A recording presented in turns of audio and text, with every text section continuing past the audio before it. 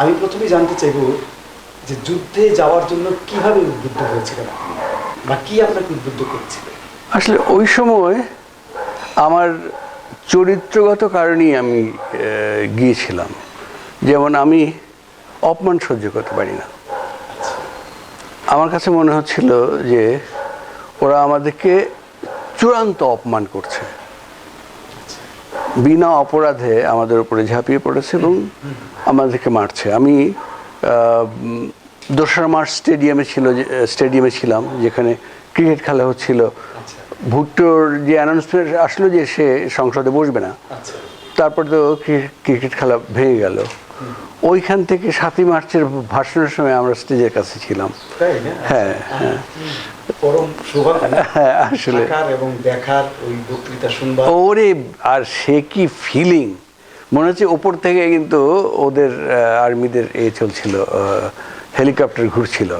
হ্যাঁ, আমার মনিটরিং করছে। হ্যাঁ, ও বোমা ফেলতে হয়তো পারতো, যে পরবর্তীতে যা দেখেছি তাতে ওইখানেই বোমা ফেলতে পারতো, কারণ এত লক্ষ লক্ষ মানুষ দেখে হয়তো ফেলেনি। কারণ হঠাৎ করে লক্ষ লক্ষ মানুষ যদি, আমি জানি না কত লক্ষ হয়েছে, সেটা হয়তো সাংবাদিকরা, হ্যাঁ বিশাল বিশাল থই থই করছে। আমার ধারণা আমি ছিলাম, কারণ আমার এক বড় ভাই, উনি তো আওয়ামী লীগ করতেন, তো উনি ছিলেন এই যে আওয়ামী লীগের একজন নেতা ছিলেন, মহিউদ্দিন সাহেব, মনে আছে? ওনার পিএ ছিলেন। আচ্ছা। তো উনি, আমি তখন খুবই ছোট, 6-7 বছর আমার বয়স। তা আমি তার খুব ছিলাম আর কি, আমাকে খুব পছন্দ করতেন। আমাকে মাঝে মধ্যে নিয়ে যেতেন বিভিন্ন জায়গায়। আমার মনে আছে ওই আপনি যেটা বললেন না 7ই মার্চে, সেটা আমিও দেখেছি। বিশাল গোটা ওই যে সোহরাওয়ার্দী উদ্যান যেটা এখন, তাই না, এটা একদম কানায় কানায় ভরা ছিল, এবং মাঝখানে যে একটা পুকুরের মতো ছিল, সেই পুকুরটা না পানি আর ছিল না, কাদায় টকটক হয়ে গেছিল। এইটুকু আমার মনে আছে। আসলে হ্যাঁ, তো সেই সময় আমার নবযৌবন। হ্যাঁ, অতএব রুদ্র মোহাম্মদের একটা আছে না, এখন যৌবন যার যুদ্ধে যাওয়ার, হেলারাম, যুদ্ধে যাওয়া তার শ্রেষ্ঠ। তো সেই সময় তো আমার যৌবন। আমি 25শে মার্চ কিন্তু আমি চোখের সামনে মানুষকে মারতে দেখেছি। আপনি কি ঢাকায় নাকি? ঢাকায়। আমি রেসকোর্সে যাই কি করে যদি ঢাকায় না থাকে। হ্যাঁ হ্যাঁ, আমি 3 নম্বর পাটুয়াটুলিতে ছিলাম। জীবনানন্দার যেখানে থাকতেন, সেই ঘরে সেই খাটে আমি থেকেছি। খাট না তো, চৌকি, নড়বড়ে একটা চৌকির উপরে ছিলাম। হ্যাঁ, আমি খুব সৌভাগ্যবান।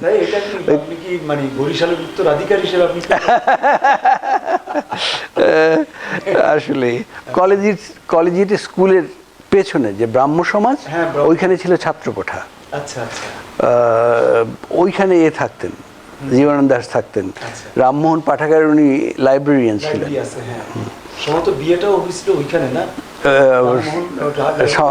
সম্ভবত ওইখানে। তারপরে ওইখানে ছিলাম। তো 25শে মার্চের পরে আর ঢাকা থাকা না উচিত হবে না ভেবে আমি চলে গেলাম বাড়িতে যাওয়ার সে আর এক বিরাট গল্প, শর্ট করা দরকার আমার। অনেক কষ্ট করে বাড়িতে গিয়ে পৌঁছলাম।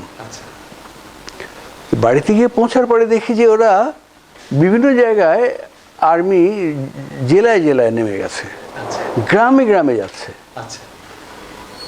তো এই যখন অবস্থা, তখন আমরা দেখেছি, এবং চারিদিকে ছড়িয়ে পড়েছে ওরা কি নিষ্ঠুর, নৃশংস, এবং মানুষকে মারছে, নিরীহ মানুষকে মারতে তো আমি দেখে গেছি। তো তারা আমাদের মা বোনদেরকে করছে, ধর্ষণ করছে। তো এই সমস্ত জিনিসগুলো আমাকে প্রচণ্ডভাবে আঘাত করলো। তখন আমার মনে হয়েছে যে আমি যদি এখন যুদ্ধে না যাই, তাহলে আমার পক্ষে এটা একটা ক্লিবের আচরণ হবে। কিন্তু বাড়িতে তো বলে যাওয়া যাবে না যুদ্ধে, না, তাহলে যেতে দেবে না। তো কি করলাম, একটা রেগুলার লুঙ্গি, কোমরে একটা গামছা, তার উপরে একটা ফ্লাইং শার্ট, এইটা পরে আমি বেরিয়ে পড়লাম। আমার বন্ধু ছিল নিটুল। নিটুল সবসময় আমার সঙ্গী হতো, যা কিছু করতাম ও একেবারে বিনা বাক্য ব্যয় আমার সঙ্গে লেগে যেত, কারণ সে জানতো যে আমি না ভেবে কোনো স্টেপ নিই না। আচ্ছা, আমি কনসিকুয়েন্স ধরে নিলাম যে ওরা যখন গ্রামে গ্রামে যাচ্ছে আর্মি, অর্থাৎ আমাদের গ্রামে আসবে। এখন আমাদের গ্রামে এসে যদি আমাকে মেরে যায় তাহলে সেটাও একটা কাপুরুষের মৃত্যু। অতএব ওরা যদি মারি তাহলে আমি যুদ্ধ করে মরবো, আমার কাছে তো কোনো ওয়েপন নেই। তো প্রথম দিকে ওরা আসছে, এদিক ওদিক শেল পড়ার শব্দ, মেশিন গানের শব্দ শুনছি।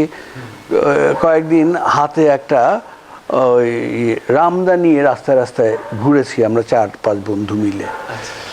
কিন্তু দেখি তাতে মুশকিল হচ্ছে কি, আমরা যখন বড় রাস্তা থেকে টহল দিচ্ছি তখনই যারা জঙ্গলের মধ্যে পালিয়েছে তাদের কাঁপুনি দিয়ে গেছে, বাচ্চারা কান্না শুরু করে দিয়েছে। অতএব আমরা মিলিটারির সঙ্গে আমরা দিয়ে যুদ্ধ করতে পারবো না, এটা সত্য। কিন্তু আমার এই কথা হলো যে মিলিটারি নেমে যাওয়ার পরে যারা লুট করতে আসে ওদেরকে আমরা প্রতিহত করব। মানে বিপদ তো একা আসে না, ওদেরকে ফলো করে এই আসে, মানে এই দালালরা। হ্যাঁ, দালালরা, ওরা আসে লুট করতে। এখানকার দেশীয়, হ্যাঁ, দেশীয় দালালরা, দেশীয় দালাল। ওদেরকেও নিয়ে আসে কিন্তু দালালরা। যেমন আমাদের গ্রামে যে খবর আর্মি এসে মারলো শত শত মানুষ, হামিদ জমুদ্দার নামে একটা লোক ছিল রাজাপুর থানার, তার ছেলে, সে একেবারে সপরিবারে নেমে গেল জিহাদে। তার ছেলে, তার বউ, এরা সমস্ত আর্মির সঙ্গে এ করেছে, কোলাবোরেট করেছে। কোলাবোরেট মানে ফিজিক্যালি এসেছে। আমাদের পাশের গ্রামটি ছিল শেহাঙ্গল। শেহাঙ্গল একটা অসাধারণ গ্রাম। মানে সেই জায়গার মানুষ রেগুলার মানুষের চাইতে এত উন্নত চেতনার যে সেখান থেকে আর্মি কোনো লোককে বাগাতে পারেনি। অনেক দূর থেকে ওই আহমেদ জমাদারের ছেলে এসছে, তো তারা সে অল্প অল্প চেনে। আহমেদ জমাদার আমাদের গ্রাম যে খুব ভালোভাবে চেনে তাও নয়, কিন্তু তারা যেহেতু শেহাঙ্গল থেকে কাউকে নিতে পারে না, শেহাঙ্গলের লোক যদি পেত তাহলে কিন্তু খুব আরো সহজে তারা মারতে পারত। যাই হোক, যখন বুঝলাম যে ওদের সঙ্গে রামদা দিয়ে কিছু হবে না, আর আমাদের গ্রামে যেহেতু পাশের গ্রামটা হচ্ছে শেহাঙ্গল এবং শেহাঙ্গলের লোক হচ্ছে তারা ঢালের মতো, হ্যাঁ মানে হ্যাঁ আমাদের ওখানে মারতে দেবে না, অতএব শেহাঙ্গল থেকে কোনো লোক পাঠাতে পারেনি। দু একটা খারাপ লোক ছিল না, আমি এই কথা বলবো না, কিন্তু ম্যাক্সিমাম মানুষ হচ্ছে একেবারে অনেক উন্নত চেতনার। অতএব সেইখান থেকে ওরা যখন কাউকে রিক্রুট করতে পারেনি তখন আমাদের গ্রামে গ্রামে ওই যে লুটেরেরা আসা, এটা অন্যান্য গ্রাম থেকে যে আসবে নৌকা করে, এই সাহস আর তারা করেনি বিকজ অফ শেহাঙ্গল। তো আমি ওই অবস্থা দেখে আমি চলে গেলাম। মুক্তিযোদ্ধাদের খবর পেয়েছি তার 8 ঘর কুড়িয়ানাতে আছে। আমি আর নিটুল চলে গেলাম। তো চলে গেলাম, কিন্তু ওরা তো আন্ডারগ্রাউন্ড, মানে ওরা তো নিজেদেরকে ধরা দেয় না। তো একদিন আমাদের গাছতলায় থাকতে হলো। এগুলো শুনতে খুব ইজি লাগছে, কিন্তু গাছতলায় আমাদের মতো যারা শহরে বড় হয়েছে তাদের কাছে না খেয়ে গাছতলা পড়ে থাকা এই যে কি কঠিন কাজ। মশা, ও একেবারে ভয়ঙ্কর, মশা, নিচে পিঁপড়া, পোকা, এটা সেটা, যাও কোন রকমে চালিয়ে দিলাম। পরের দিন সকাল থেকে খোঁজ খোঁজ খোঁজ খোঁজ, তো কি করে যেন একজন লোক বুঝলো যে আমরা খুব ডেসপারেট। তারা মানে যোদ্ধাদের মধ্যে কেউ একজন বুঝলো না, ওদের তো আবার আছে, ওদের তো আবার চক্ষু কর্ণ এগুলো আবার বাইরে থাকে রেগুলার। অবশ্য তারাও সবাই অ্যাটায়ার, কিন্তু কোনো খাকি পোশাক টোশাক তারা পরতো না, রেগুলার আমাদের জামা কাপড় ওইগুলোই পরতো। তো ওইখানে একজন গিয়ে খবর দিল, শশাঙ্ক পাল বলে একজন, ওখানে তার নাম ছিল বিপ্লব। আচ্ছা তো তো সে আসলো সঙ্গে মাহতাব বলে একজনকে নিয়ে আসলো, তার বাড়ি লৌহজং। আচ্ছা তারা আমাদের খোঁজ খবর নিয়ে দেখলো যে আমরা সাংঘাতিক ডেসপারেট, আচ্ছা আমরা যুদ্ধ করবই। তো ওরা ওদের হেডকোয়ার্টার আমাকে ডাকলো, গেলাম। আপনাদের বন্ধু না, আমার বন্ধু আমার সঙ্গে, সঙ্গে আছে? হ্যাঁ, হেডকোয়ার্টার ডাকলো ইয়েরা, মুক্তিযোদ্ধারা। হ্যাঁ এবং তারা বুঝলো যে আমি ঠিক ওদের চেতনায় সঙ্গে যায় না। ওরা ছিল পূর্ব বাংলার শ্রমিক আন্দোলন নামে একটা সংগঠন। আচ্ছা কিন্তু আমাকে ওই সিরিয়াসলি আমি যুদ্ধ করতে যাচ্ছি, তো তারা বলল যে আপনার চেতনা হচ্ছে পেটিবুর্জ চিন্তা। আপনাকে বলবো হ্যাঁ, আপনি জাতীয় মুক্তিযুদ্ধ পর্যন্ত আপনি আমাদের সঙ্গে থাকতে পারবেন, তারপরে আর কিন্তু আপনাকে আমাদের সঙ্গে আমরা নেব না, কারণ তখন আপনাদের সঙ্গে আমাদের হবে, লড়াই হবে। আমি বললাম এই মুহূর্তে আমরা পাকিস্তানি আর্মিদেরকে যারা ঠেকাতে যাচ্ছে আমি তাদের সঙ্গেই থাকতে চাই, সে যেই হোক। আমি পূর্ব বাংলার শ্রমিক আন্দোলনের ম্যানিফেস্টো পড়ি নাই, অতএব আপনারা কি চান না চায় আমার জানা নেই। তো হয়ে গেল। এরপরে তাদের কতগুলো জিনিস ছিল, সেই জিনিসগুলো আমি পছন্দ করেছিলাম।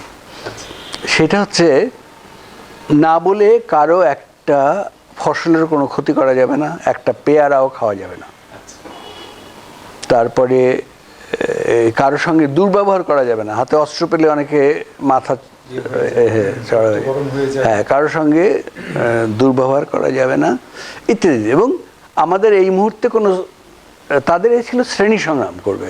সেই সময় তারা মার্কসিস্ট চেতনায় ছিল। হ্যাঁ, তাদের ধারণা ছিল যে এই জাতীয় যুদ্ধে জয়ের পরে তাদের শুরু হবে আবার শ্রেণী সংগ্রাম। জাতীয় যুদ্ধ পর্যন্ত জাতীয় বুর্জোয়া যারা আছে তাদেরকে নিয়ে তারা যুদ্ধ করবে। তো আমাকে বুর্জোয়া হয়েছে আমি জানি না, তো আমাকে নিল তারা, আমাকে 7 জনের একটা গ্রুপের হেড করে নিল। যেহেতু আমি তখন আমি সেই বছর আমার বিয়ে পরীক্ষা দেওয়ার কথা ছিল, তো যারা পড়াশোনা করতে পারে এবং আমার সঙ্গে ইন্টারভিউ নিয়ে তারা বুঝেছে যে আমি পৃথিবীর খোঁজ খবর রাখি, মার্ক্সবাদ কি তাও আমি জানি, আমি মাও সেতুংয়ের চিন্তাধারা নিয়ে তারা জিজ্ঞেস করলো। কারণ আমি হচ্ছে কি, আমি বই পড়ি, এবং বই পড়ি মানে কি, আমি কিন্তু উপন্যাস পড়ি তখনই যখন একটু ভালো লাগছে না, কিছু মনের আনন্দ দেওয়ার জন্য আমি উপন্যাস পড়ি বা কবিতা পড়ি, ওই রকম। মানে আমার কাছে উপন্যাস এবং কবিতা লঘু বিনোদন, আমি কিন্তু সিরিয়াস রিডার। হ্যাঁ ঠিক আছে। তো আমার কাছে দুনিয়ার সব খবর জানবো, এই হচ্ছে আমার একটা আকাঙ্ক্ষা। হ্যাঁ, আমি নিজেকে জানবো, মানুষকে জানবো, সাইকোলজি জানবো, ফিলোসফি জানবো, হিস্ট্রি জানবো, জিওগ্রাফি জানবো। অর্থাৎ আমি দুনিয়াতে এসেছি, আমার দুনিয়াকে জানতে হবে। অর্থাৎ অন্য ক্রিয়েটিভ গল্প কি করলো তাতে আমি হাসলাম না কাঁদলাম, সেটা আমার কাছে একটা লঘু বিষয়। এবং আমি যখন ক্লাস 6-এ পড়ি, আমি তখন রবি ঠাকুরের গল্পগুচ্ছ পড়ে শেষ করেছি। তো ওটা ছিল বিএ ক্লাসের পাঠ্য টেক্সট বুক। তো ইচ অ্যান্ড এভরি স্টোরি আমি একাধিকবার পড়েছি। কতগুলো, কয়েকটা স্টোরি ছিল যেগুলো বারে বারে পড়েছি। হ্যাঁ, বেশি ভালো লেগেছে যেগুলো। তো এটা আমার কাছে ওই সিনেমা দেখার মতোই একটা লঘু বিনোদন। অর্থাৎ আমাকে ওরা যখন কোশ্চেন করতে শুরু করলো, তারা টোকা দিয়ে দেখলো যে ও মানে আমি তাদের যে মতবাদ সেটাও আমি জানি। ওরা কিন্তু নিজেদেরকে রিভিল করেনি যে তারা কোত্থেকে আসছে, কি তাদের তাদের ওই যে বললাম না যে তাদের হ্যাঁ লক্ষ্য টক্ষ্য আমি কিছুই জানি না। আমার সে সময় কাজ হচ্ছে আমি আর্মি ধ্বংস করব। মানে বিদেশিদেরকে তাড়াতে হবে, হ্যাঁ, মানে হ্যাঁ, পশ্চিমা হ্যাঁ, হ্যাঁ, দেশকে তাড়াতে হবে। ওদেরকে পরাজিত করতে হবে। এক্স্যাক্টলি। আমি যে নৃশংসতা দেখে এসেছি এবং যে সমস্ত নৃশংসতার গল্প চারিদিকে ছড়িয়ে পড়েছে তা আমাকে এমন পাগল করেছে যে আমি নিজের জীবন দেওয়ার জন্যই কিন্তু গিয়েছি। আমি যে ফিরে আসবো এটা আমার টার্গেট ছিল না। তখন ফিরে আসার কথা ভাবেন না না, ফিরে আসবো এটা চিন্তাই করি। এবং 9 মাসের মধ্যে আমরা স্বাধীনতা পেয়ে যাবো, কারণ তখন 26 বছর হয়ে গেছে ইয়েতে যুদ্ধ করছে ভিয়েতনামে, তারা জাতীয় মুক্তিযুদ্ধ চালাচ্ছে, তখন 26 বছর পার হয়ে গেছে। অতএব এই যে 9 মাসে এখন নাটক আর সিনেমা দেখলে মনে হয় যেন সবাইতে জেনে গেছিল 9 মাস পরে আমরা স্বাধীন হয়ে যাব, এরকম অনেকটা অধিকাংশ ক্ষেত্রে। ভিয়েতনামের সঙ্গে তুলনা করে ওই স্লোগানগুলো তৈরি হচ্ছিল, হ্যাঁ, আমরা হবে ভিয়েতনাম। হ্যাঁ হ্যাঁ, এর আগের বাক্যটা আমি ভুলে গেছি, তো ওই তুলনাগুলো আসছিল।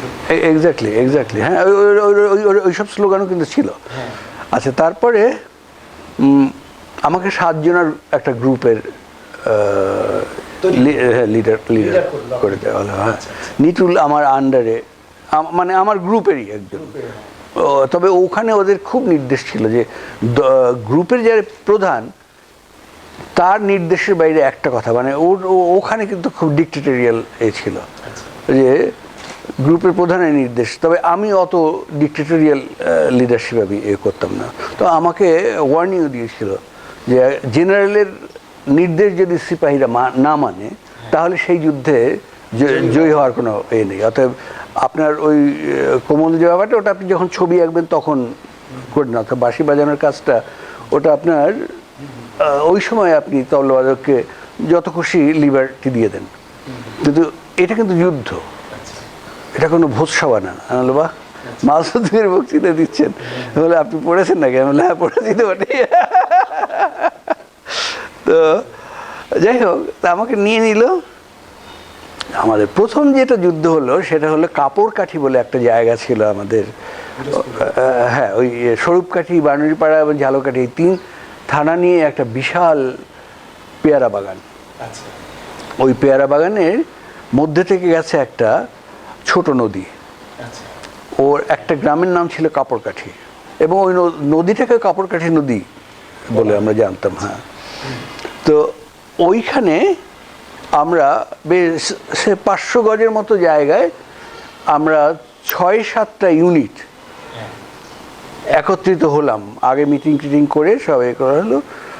একজন সিনিয়র লিডারের হাতে রইলো বাঁশির হুইসেল। আমাদের সবার হাতে কিন্তু 303 রাইফেল, মানে 5টা করে ম্যাগজিনে ঢোকে, একটা গুলি করার পর আবার খারাস করে টেনে এনে খোসাটা ফেলে আবার সেট করতে হতো। তো আর ওদের হাতে তো machine gun, cell, what not, everything was there. তো আমরা এটা জানতাম, মানে যুদ্ধের যে ভয়াবহতা কি হতে পারে সেটা আমরা বুঝেছিলাম। মেবি এইটাই আমাদের মৃত্যু। এবং সবাই কোশ্চেন করেছে যদি মৃত্যু হয় তোমরা রাজি কিনা, সবাই চিৎকার করে বলেছে অফকোর্স, আমরা যুদ্ধে যাচ্ছি কি আহ্লাদ করতে নাকি। তো সেগুলো সমস্ত প্রমিস টমিস করানো যেগুলো সেগুলো হয়ে গেছে। তো আমরা ওইরকম 500 গজের মতো ডিস্টেন্সে আমরা বেশ কয়েকটা ইউনিট আলাদা আলাদা, হ্যাঁ আমার ইউনিট আমার নেতৃত্বে, আবার এক একজনের ইউনিট এক একজন লিডারের নেতৃত্বে। তো আমরা করতাম কি, আমাদের প্ল্যান হলো যে ওরা ঘর পুড়তে মানুষ মারতে উঠতো সকালবেলা, সকালবেলা এসে ঘরে আগুন দেওয়া, মানুষ মারা, এইগুলো সমস্ত একধারসে করতো। তো আমরা সকালের দিকে আক্রমণ করব না, কারণ সকালের দিকে যদি আমরা আক্রমণ করি তাহলে ওরা সময় পেয়ে যাবে পুরো দিনটা আমাদেরকে তছনছ করার জন্য, আমাদেরকে শেষ করে দেবে। অতএব আমাদের প্ল্যানটাই হলো যে যেহেতু আমরা গেরিলা যুদ্ধ করছি, ওরা যখন দুর্বল তখন আমাদের আসল টাইম। অর্থাৎ আমরা এমবুশ করে রেখেছি ওদের কাঠের লঞ্চ, ওরা ওই রেগুলার লাইনে যে লঞ্চ চলতো আমরা ওটাকে বলতাম ঘর পোড়া লঞ্চ, মানে ঘর পুড়তে যেত ওই ইয়েতে কাঠের লঞ্চে উঠে। ওগুলো গিয়ে সে অনেক গ্রাম বন্দর এগুলো সব পুড়ে টুড়ে যখন বিকেল হতো তখন নেমে যেত। এগুলো সব আগে আমরা দেখে দেখে সব জেনারেলাইজ করে রেখেছি, এদের যে মোডাস অপারেন্ডি কী হয় এগুলো আমাদের জানা। তো যখন ওরা উঠে গেল আমরা পজিশন নিয়ে বসে থাকলাম যে ওরা কখন নামবে কখন নামবে কখন নামবে। ঠিক বিকেলে ওরা ঠিকই আসছে, সূর্য যখন যাবে তার আগে আগে ওরা থানায় যাচ্ছে। থানায় ওদের হচ্ছে ঘাঁটি, সেখানে গানবোট টানবোট অনেক কিছুই আছে। তো আমরা গানবোটে আক্রমণ করে পারবো না, কারণ আমাদের এই যে স্বয়ংক্রিয় নয় যে সমস্ত পুরনো দিনের ব্রিটিশ আমলের রাইফেল, এটা দিয়ে গানবোটের সঙ্গে যুদ্ধ করা সম্ভব না। তো আমরা ওই কাঠের লঞ্চকে আক্রমণ করব। তো আমরা দেখি যে পেছনে আর কোনো গানবোট টানবোট আছে নাকি, দেখি যে না, ওই কাঠের লঞ্চে ফিরতেছে, মানে এখন চলে যাচ্ছে, থানায় যাবে। তো আমরা আমাদের সিনিয়র লিডার যে, তার হুইসেলের অপেক্ষায় বসে আছি। কথা ছিল যে লঞ্চটা আমাদের রেঞ্জের মাঝখানে যখন পড়বে তখন আমরা গুলি করব। হ্যাঁ, সারেংকে প্রথম গুলি করব, তারপরে এলোপাথারি ওই লঞ্চটার গায়ে গুলি করব। হ্যাঁ, ডুবে যায়, অথবা ফুটো হয়ে ঢুকে ভেতরে যারা আছে সেগুলো মারা যায়। এই কি হবে আমরা তো জানি না, মানে আমরা লঞ্চের উপরে এর আগে আক্রমণ করিনি। তো আমরা এসিউম করেছি এই হতে পারে, এই হতে পারে, এক একজনের কাছ থেকে মত নিয়েছি কী হতে পারে। তো আমাদের এই ছিল যে সুকানিকে, মানে সারেংকে যদি মেরে ফেলতে পারি তাহলে লঞ্চ ঘুরে যাবে, ওরা এলোমেলো হয়ে যাবে, তো নিজেদের মধ্যে প্যানিক সৃষ্টি হয়ে যাবে। হ্যাঁ, তো আমরা ওই ভুল হয়ে গেলে কি, আমরা সবাই তো প্রথম, মুখে যতই বীরত্ব দেখাই না কেন, আমাদের বুকে ধুকপুকানি, বিরাট ঢেকি পাড়ের মতো ধুকপুকানি শুরু হয়ে গেছে। যতই সময় ঘনিয়ে আসছে আমাদের ধুকপুকানি তত বেশি। তো কার যেন রাইফেল থেকে, মানে এই ট্রিগার ধরে আছে, তো সে কি করলো, একজন আমাদের ঠিক রেঞ্জের মাঝখানে আসার আগেই, অর্থাৎ আমাদের এই 500 গজের মধ্যে যে বসেছি, প্রথম জনের কাছাকাছি আসার মধ্যেই কারো হাত থেকে গুলি বেরিয়ে গেছে। এই যে ঠাস করে গুলি বেরিয়েছে, এখন ওরা না দেখে এলোমেলো এদিক ওদিক মেশিন গান কিন্তু ফিট করা ছিল ওদের লঞ্চের ছাদের ওপরে, মেশিন গান দুই দিকে নল দেওয়া। তো ওরা ঝরঝর করে মারতে শুরু করেছে। আমরা তো ঘাবড়ে গেছি যে এখন কি করবো, আমরা তো আমাদের রেঞ্জের বাইরে তারা, হ্যাঁ, তখনও আমাদের মধ্যে ঢোকে নাই। কিন্তু আমাদের যুদ্ধ তো তখন প্রথম, পরে তো আমরা অনেক পাকা হয়ে গিয়েছিলাম। প্রথম যুদ্ধ তো আমরা ওই সময় ভাটা থাকবে না জোয়ার থাকবে এইটা আমাদের কাউন্ট করা ছিল না। ওইটা ছিল ভাটির টান, এবং লঞ্চ যাচ্ছে ভাটির দিকে। আমাদের আসলে যে গুলি করেছে সেটা ভুল করেও কারেক্ট টাইম গুলিটা করেছে, কারণ ইতিমধ্যে লঞ্চ এসে আমাদের ঠিক সেন্টারে পড়েছে। আমরা ধামাধাম গুলি করতে শুরু করেছি এবং সুকানি পড়ে গেছে, লঞ্চ ঘুরে গেছে। এবার লঞ্চের উপরে যখন গুলি করেছি, লঞ্চ ফেটে উল্টে ওপর দিকটা উঠেছে, নিচের দিকটা উঠেছে ওপরে। আর ওরা ওই সাঁতার না যেন কুকুর যেমন গাবগুপ করে, এরকম করতে শুরু করলো। তো না, সাঁতার জানে না। হ্যাঁ, তো ওরা ওই কিছু কাঠফাট ধরে বোধহয় ওপারে গিয়ে উঠলো, আমরা যে পারে তার উল্টো দিকে উঠলো। এখন উঠেই ওরা মেশিন গান সেট করে, শেল সেট করে ঝাড় করে আমাদের দিকে করছে। তখন গোধূলি, মানে তখন অন্ধকার হয়নি, পুরো সন্ধ্যা। এখন ওরা হয়তো ভেবেছে এপারেও আছে ওপারেও আছে, ওর ইচ্ছে খুশি মতো ভয়ের চোটে ওদের প্যানিক, ওরা কল্পনাই করে না যে এইরকম, হ্যাঁ, এইরকম একটা পেয়ারা বাগানের মধ্যে একদল গ্রাম্য মানুষ এই কাজ করবে, এটা ওরা কল্পনাই করে নাই। তো ওরা প্যানিকের চোটে মেশিন গান চালাচ্ছে, একটু গ্যাপ দিয়ে আবার চালাচ্ছে, মানে যে কয়জন জীবিত তারা একেবারে হয়ে গেছে। এরপরে রাত 12টা সাড়ে 12টার দিকে ওদের গুলির আর শব্দ পাওয়া যায় না। এখন ওরা কোথায় কি করছে এটা বোঝার জন্য আমরা যখন আবার ঠুসঠাস করে কয়েকটা মারতে, আবার ঝর ঝর ঝর করে আবার মারতে আছে। আছে। হ্যাঁ, আচ্ছা, আবার ওরা চুপ করে, আমরা মারি, এরকম করে বার তিনেক পরে ওদিক থেকে আর শব্দ আসে না। আচ্ছা তারপর আমরা যতই মারি ওদের আর শব্দ নেই, তার মানে ওদের এমুনেশন সব শেষ। আচ্ছা এইবার ওরা গিয়ে যত দূর পারে দৌড়ে টৌড়ে গিয়ে কোনো ঝোপের মধ্যে হ্যাঁ আশ্রয় নিল। তো আমরা প্ল্যান করলাম যে সকালের আলো যখন ফুটবে তখন আমরা নৌকা নিয়ে ওপারে যাব। আচ্ছা ওপারে নিয়ে গিয়ে ওই গ্রামের লোক হাজার হাজার মানুষ ওইখানে যুদ্ধ করেছে, আর মানুষদের তো অত্যাচার করে রাখে নাই, তারা সমস্ত মারতে মারতে চারটাকে ধরে নিয়ে এসছে, ঝোপের মধ্যে ছিল, নিয়ে আসছে এবং আমাদেরকে দেবে।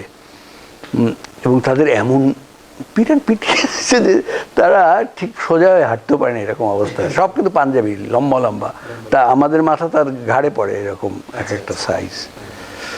তো ওইখানে ওই চারটাকে আমরা বাঁচালাম ওদের হাত থেকে। মেরেই ফেলবে তো, মানে আমাদের পেয়ে ওরা আরো রেগে গেছে বেশি, মানে আর এবার মারবে। আমরা বাঁচালাম ওই স্থানীয় লোকদেরকে কনফিডেন্স দেওয়ার জন্য, যে ওদেরকে যদি মেরে ফেলি তাহলে তো মরেই গেল, প্রায় সবই তো মরে গেছে, ডুবে মরেছে, গুলি খেয়ে মরেছে। তো আমি বাঁচালাম এই জন্যে, আমাদের মধ্যে কেউ কেউ বাঁচাবে না এই মতে ছিল। তো আমি চেঁচিয়ে মেঁচিয়ে কোনো রকমে করলাম যে ওদেরকে নিয়ে আমরা হাঁটে হাঁটে যাবো। ওদের কোমরে গরুর দড়ি বেঁধে, পিঠমোড়া দিয়ে হাত বেঁধে, গলায় একটা করে স্পঞ্জের স্যান্ডেল ঝুলিয়ে, তারপরে ওদের নিয়ে, ওদের কিন্তু আমাদের খাবার পাই আর না পাই, ওদেরকে পানি এবং খাদ্য এটা কিন্তু আমরা দিয়েছি, যে পর্যন্ত আমাদের আশেপাশে সব কটা হাটে না যেতে পেরেছি। কারণ আমরা বেশি দিন ওইটা করবো না, কারণ আমাদেরকে আরও বড় আক্রমণ নিয়ে আসবে সেটা আমরা বুঝতে পেরেছি, কারণ এই ঘটনা তো ওদের হেডকোয়ার্টার জানা হয়ে গেছে। হ্যাঁ, অত যত তাড়াতাড়ি পারি, যতগুলো সম্ভব হাটে সম্ভব পারি। তা আমরা 6 দিনের 7 দিনের মাথায় আর ওদেরকে রেখে এরম করা সমীচীন হবে না, এটা বুঝলাম। এবং ওরা এত ভয় পেয়ে গেল যে পরবর্তী 7 দিন ওরা কিন্তু প্রতিদিন উঠতো, কিন্তু 7-8 দিন ওরা আর আমাদের ওই এলাকায় ওঠে নাই না। তারপরে আমরা আরো কতগুলো যুদ্ধ করেছি। আর হ্যাঁ হ্যাঁ, ওই যুদ্ধটা আমাদের তো আর্মি এবং ওই আর্মির কোলাবোরেটর যারা পুলিশ এদের সঙ্গেই ছিল, কিছু চৌকিদারও ছিল। তো ওরা তো চৌকিদারও তো মনে করে আমরা গভর্নমেন্ট সার্ভেন্ট। এবং পুলিশদেরকে, রাজারবাগের পুলিশ আর রেগুলার পুলিশ তো এক জিনিস না, কারণ রাজারবাগের পুলিশ ওদের চিনে ফেলেছে প্রথম চোটেই। কিন্তু বিভিন্ন থানায় যে সমস্ত পুলিশ ছিল তার অধিকাংশই কিন্তু ওদের সঙ্গে জয়েন করেছিল, কারণ তাদের তো পেট আছে সঙ্গে, খেতে তো হবে। তারপরে তারা করে কি, যেদিকে জোয়ার, এই সমস্ত পুলিশ কিন্তু পিজিপি, প্রেজেন্ট গভর্নমেন্ট পার্টি, মানে যারা যখন ক্ষমতায় থাকে তাদের পক্ষেই তারা ফাইট করে। হ্যাঁ, এবং তারা নিজের বলেও কিন্তু। যাই হোক, এক সময় কি হলো, ওই যে শশীনার সে খুব কুৎসিত ফতোয়া দিতে শুরু করলো। এই যারা স্বাধীনতা চায় তাদের সমস্ত সম্পত্তি এবং সেই মানুষগুলো এবং তাদের বউ মেয়ে এরা সমস্ত হচ্ছে গনিমতের মাল, এদেরকে ধরে সে সমস্ত অত্যাচার চারিদিক থেকে, ভয়াবহ অত্যাচার। তো হ্যাঁ হ্যাঁ হ্যাঁ, তো ওই পীরের যে সমস্ত মাদ্রাসার ছাত্র, তার যে মুরিদ, তাদেরকে বিভিন্ন জায়গা থেকে ডেকে আনা হলো। হাজার হাজার লেগে গেল ওই হাত কাটা, ওই যে গাছ কাটা দাও আছে না, ওই দাও দিয়ে পেয়ারা বাগান কাটতে। তার মধ্যে আর্মিও হাত লাগিয়েছিল, পুলিশ তো লাগিয়েছিল, চৌকিদাররা লাগিয়েছিল, আর ওই সমস্ত দালালগুলো। এরা একদম পুরো আমাদের পেয়ারা বাগান ছাপ করে ফেললো। আচ্ছা আর যত লোককে পেল, আমরা মুক্তিবাহিনী ওইখানে আছি জেনে আশেপাশে যতগুলো বন্দর আছে সেই সমস্ত জায়গা থেকে লোকজন ওইখানে এসে নৌকায় থাকতো, আচ্ছা সব মেরে। এবং এই মুহূর্তে আমি একটা কথা বললে কেউ বিশ্বাস করবে না, তারপরে সত্য যেহেতু আমাকে বলতেই হবে, অবিশ্বাস করলেও আমি যেহেতু মিথ্যে বলছি না, আমি জানি যে কথাটা সত্য, আমার বলতে ইচ্ছে হচ্ছে। বাংলাদেশের সবচেয়ে বড় বধ্যভূমি কিন্তু হচ্ছে আটঘর কুরিয়ানা আতা ভীমরুলি ওই এলাকার বধ্যভূমিটা। আচ্ছা আচ্ছা কারণ ওই এলাকায় 5,000 মানুষকে মেরে ফেলেছে। Mind it, not 500, 5,000। বিপুল সংখ্যক, এই একটা অবিশ্বাস্য অবিশ্বাস্য। তো এরপরে তো ওই সময় নানান ঘটনা আছে, মানে মরতে মরতে বেঁচে গেছি এরকম হয়েছে। যেমন আর্মিরা কোথায় আসছে এইটা খোঁজ নেওয়ার জন্য স্কাউটিংয়ের দায়িত্ব একজনের ছিল, কিন্তু সে গায়েগুই করতে শুরু করলো, তার পেট ব্যথা করে, কারো মাথা ধরেছে। আমি বুঝতে পারছি যে আর্মি কোথায় আসছে। তো একবার এরকম আমি স্কাউটিং করতে গেছি যে উঠেছে, গানবোট উঠেছে, তারা সেটা কোন জায়গায় সেটাকে ইয়ে করেছে, নোঙর করেছে। তো এরপরে একদিন ওরকম কেউ যখন যাচ্ছে না, আমি বলি ঠিক আছে তোমরা এখানে থাকো, আমি দেখে আসি। তো ওরকম দেখতে গেছি, দেখি যে ওই ডিস্ট্রিক্ট বোর্ডের রাস্তা, উঁচু রাস্তা যেটা, ওই দিক থেকে যাচ্ছে একদল আর্মি, ওই ঘর বাড়ি পোড়াতে পোড়াতে যাচ্ছে। তো আমি বললাম তাহলে ওরা ওই দিকে যাচ্ছে, আমরা কোন দিক থেকে আক্রমণ করবো এইসব চিন্তা করছি। তবে আমাদের এ ছিল যে আমরা গানবোট, শিপ, মানে যেগুলো মেটাল বডি, লোহার তৈরি, সেগুলো আক্রমণ করব না। আমরা শুধুমাত্র কাঠের, তারপরে ওই যে ফাইবার গ্লাস দিয়ে যে স্পিড বোট ওইগুলো আক্রমণ করব। তো ওটা দেখলাম গানবোট ঠিক আছে। আমি আরও একটু নজর করার জন্য একটু একটু হামাগুড়ি দিয়ে দিয়ে এগোচ্ছি। হঠাৎ দেখি পিছনে শব্দ, বুটের শব্দ, ঠাস ঠাস ঠাস ঠাস, মানে ডাবল মার্চ করে আর একদল আমার পিছ দিক থেকে আসছে।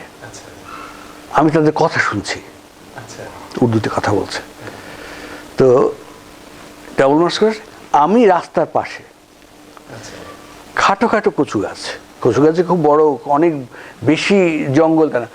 আমি তো বুঝলাম যে আমার এই সর্বশেষ মুহূর্ত। একটা আসলে আমি হয়তো তার গলা কামড়ে ধরতে পারি, চোখের আঙুল, এতগুলো যদি আমাকে গুলি করে আমি তো নিচে হামাগুড়ি দিচ্ছি, আমি তো ছিন্ন ভিন্ন হয়ে যাব। আমি ওইখানে ঘাসের মধ্যে চাপা, উবু হয়ে চেপে শুয়ে রইলাম, একদম দম প্রায় ছাড়ি না, এইরকম অবস্থা, গাছের পাতাও যাতে না নড়ে।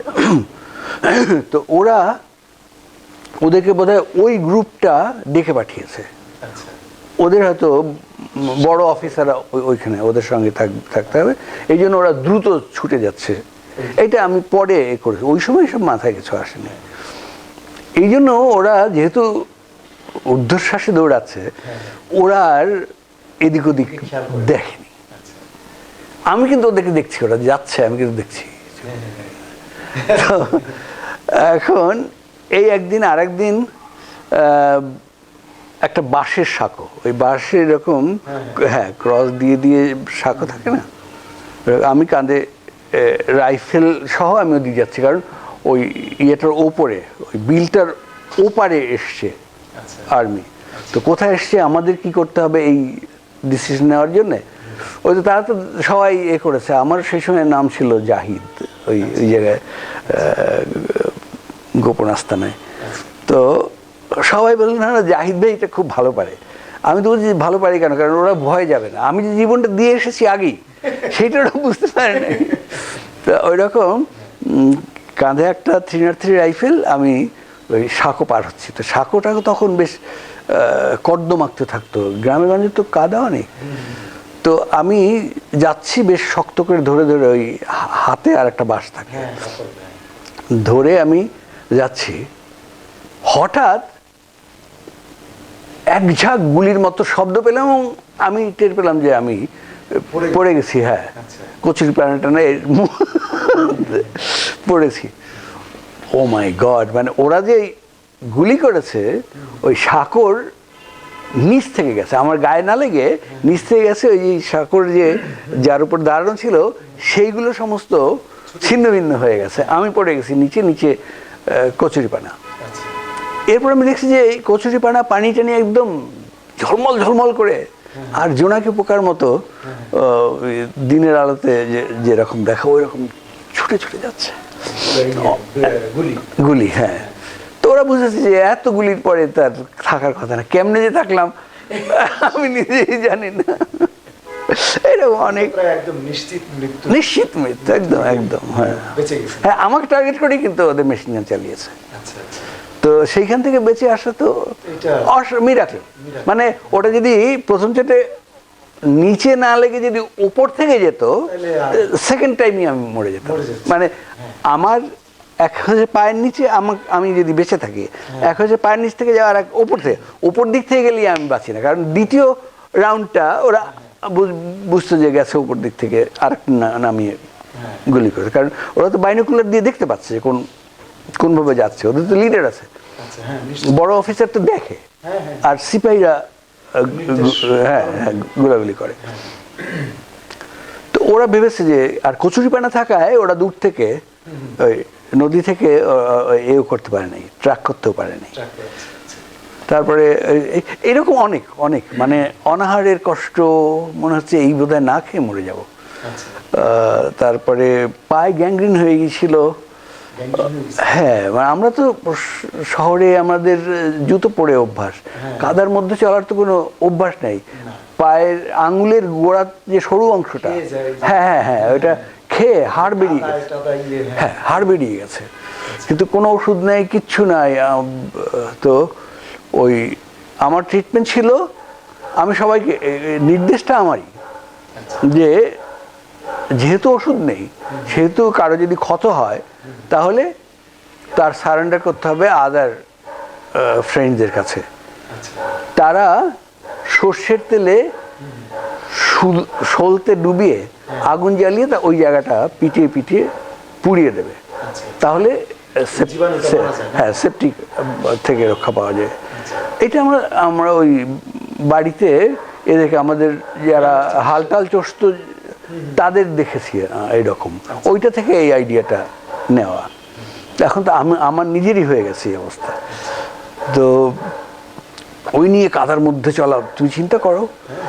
তো মুখে গামছা পুড়ে দিয়ে সেইটাকে আর একটা গামছা দিয়ে বেঁধে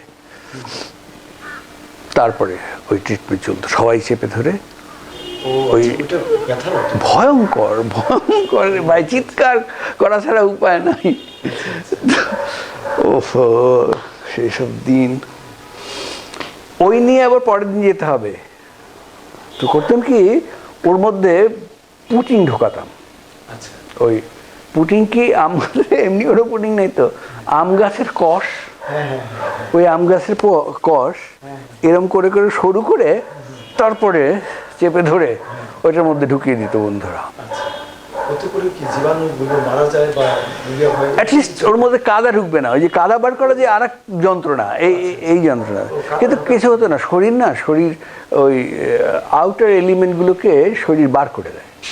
ওই কাদায় কিছুক্ষণ দৌড়াদৌড়ির পরেই ওই জিনিস বার হয়ে যেত, ঠিকই কাদা পরের দিন আবার ওই কাদা ঢুকিয়ে নিয়ে আবার ওই ট্রিটমেন্টের সামনে যেতে হতো, চেপে ধরে ওইটা গেলে পুজের মতো করে গেলে বার করে, এবং ভেতরে পুজ হয়ে গিয়েছিল। যাই হোক, শেষে ওই যে বললাম না যে ওখানে থাকার উপায় ছিল না, সব পেয়ারা বাগান সাফ করে ফেললো। তখন আমরা যে যার নিজের মতো করে আশ্রয় খোঁজার চেষ্টা করলাম। আমি চলে গেলাম, বাড়িতে খুব যেতে ইচ্ছে হচ্ছিল, এবং বাড়িতে যেদিন ওখান থেকে চলে যাব সেই দিনের ঘটনা, আমি চলে গেলাম শেয়াঙ্গল, কারণ শেয়াঙ্গলের মানুষরা খুব ভালো, তারা আমাকে আশ্রয় দেবে আমি জানতাম। তারা সত্যি আমাকে আশ্রয় দিয়েছিল, যতখানি তাদের পক্ষে সাধ্য আমার জন্য করেছিল। এর মধ্যে এক ভদ্রলোক নাম খলিল হাজরা হুলারহাট থেকে এসছেন, উনি ইন্ডিয়াতে গিয়েছিলেন। তো ইন্ডিয়া থেকে আমাদের তখনকার যিনি এমপি ছিলেন উনি ওনাকে পাঠিয়ে দিয়েছে দেশ থেকে রিক্রুট করার জন্য। সেহাঙ্গল থেকে আর কাউকে পাইনি, আমাকেই পেয়েছিল। আমি তো যাওয়ার জন্য রেডি, রাস্তা চিনি না বলে আমি হাঁটা ধরি নেই। তো উনি বললেন তুই পারবা তো এরকম হেঁটে যেতে, তোমার দেখি খোঁড়াচ্ছ। আমি বললাম পারবো, খোঁড়া একটা পানা থাকলেও আমি পারবো। তো পরের দিন যখন সময় হলো যাওয়ার, সেদিন রাত্রে আমি শেষবার মতো মাকে একটু দেখতে যাব, পাশের গ্রাম। ওই রাত হওয়ার পরে আমি গেলাম, গিয়ে আমি ওই রান্নাঘরের বেড়ার ছিদ্র থেকে তাকিয়ে আছি, দেখি আমার ভাই বোনরা সবাইকে একদম গোল করে বসেছে ইয়েতে রান্নাঘরে। আমার মা গরম ভাত বাস পুড়ছে, আমার কিন্তু পেটে খিদে, সেগুলো ঢেলে ঢেলে দিচ্ছে। তারপরে কি যেন খাবার টাবার দিল, অত আর মনে নেই আমার এখন। তো দিয়ে মা তাদের দিক থেকে মুখ বিপরীত দিকে ঘুরে তার আঁচল দিয়ে নাক মুছছে, তারপরে দেখে চোখ মুছছে। বুঝতে পারলাম যে আমার জন্য, আমার কথা তার মনে পড়েছে। হ্যাঁ, ওইটা কিন্তু হয়, মায়েরা দেখা যায় যখন খাবার টাবার দিচ্ছে ওই সময়টায় একটা ছেলে বা মেয়ে সেখানে নাই। ও হ্যাঁ, একদম। হ্যাঁ, সে জানে তো যে আমি চলে গেছি, এটা তো জানি। এ থানায় টানায় চলে গিয়েছিল, কিন্তু আমাকে খুঁজতে এসেছিল আমার বাড়িতে থানা থেকে। আমি যে ওখানে গেছি সেটা মোটামুটি হ্যাঁ চাউর হয়ে গেছিল। ওই স্যাঙ্গল গেছি বাড়ি, তো তারা আমাকে কংগ্রেচুলেট করলো, মানে আমাকে যে এত খাতির করলো, ও জানে বলে আর একটু বেশি করেছে। সেই সময় মানে শ্যাঙ্গলের মতো আমি তো বললাম যে ওরকম গ্রাম আর নাই, আমি অ্যাটলিস্ট দেখিনি। তারপরে হ্যাঁ, তারপরে আমি ওইখান থেকে দৌড়ে গিয়ে আমাদের একটা সাঁকো, চারের গোড়ায় উঁচু জায়গায় মাথা রেখে আমি কতক্ষণ একা একা কাঁদলাম। কারণ এই কান্না এত আসলো যে হ্যাঁ, আমার কান্না শব্দ বেরিয়ে যেতে লাগলো, মা মা বলে আমি কতক্ষণ একা একা কাঁদলাম এখানে। তারপরে তো ওখানে তার থাকার কোনো উপায় নেই, কেউ না দেখে এইরকমভাবেই আমি এসেছি, কেউ না দেখে এইভাবে আমার বেরিয়ে যেতে হয়। সামনে থেকে টর্চ মেরে যদি কেউ আসতে থাকে আমি তাড়াতাড়ি গিয়ে ঝোপের মধ্যে লুকিয়েছি। এইভাবে করে বাড়িতেও এসেছি এবং বাড়ি থেকে গিয়েছি এইভাবে করে চলে গেলাম। তারপরে হাঁটতে হাঁটতে হাঁটতে হাঁটতে গেলাম ইয়েতে, এই যে কচুয়া, হুলারহাট, কচুয়া, তারপরে এরম করে ওইদিকে আশাশুনি, তালা, এইসব আমার মনে আছে এইসব জায়গাগুলোর কথা। কালীগঞ্জ, এসব হয়ে আমরা হিঙ্গুলগঞ্জে গিয়ে পৌঁছলাম এবং পথে আমরা আরও 4টা ছেলেকে পেলাম যে তারা খুব ডেসপারেট, যাবেই যাবে। এবং খুব দুঃখের একটা ব্যাপার, ওদের মধ্যে সবচেয়ে যে ছিল, সবচেয়ে যে বেশি বড় যোদ্ধা ছিল চান, তার নাম চান। রাইফেল পরিষ্কার করতে গিয়ে ওর মধ্যে যে গুলি ঢুকে গিয়েছিল ওটা তার ঠিক ছিল না, তো ওই গুলি বেরিয়ে এইখান থেকে ঢুকে মাথার মধ্যে থেকে বেরিয়ে গিয়েছিল। এরকম কত যে দুঃখের গল্প আছে। যাই হোক, তারপরে হিঙ্গুলগঞ্জ থেকে গেলাম হাসনাবাদ। আমরা হাসনাবাদে একটা লঞ্চ ছিল, তো আমাদেরকে দিতে পাঠিয়েছিলেন এনায়েত হোসেন খান, পিরোজপুরের এমপি। কিন্তু আমরা, এনায়েত হোসেন খান সাহেবের কোনো লঞ্চ টঞ্চ ছিল না। মঞ্জুর উনি বরিশালের এমপি। না, আরেকজন মঞ্জুর পরবর্তীতে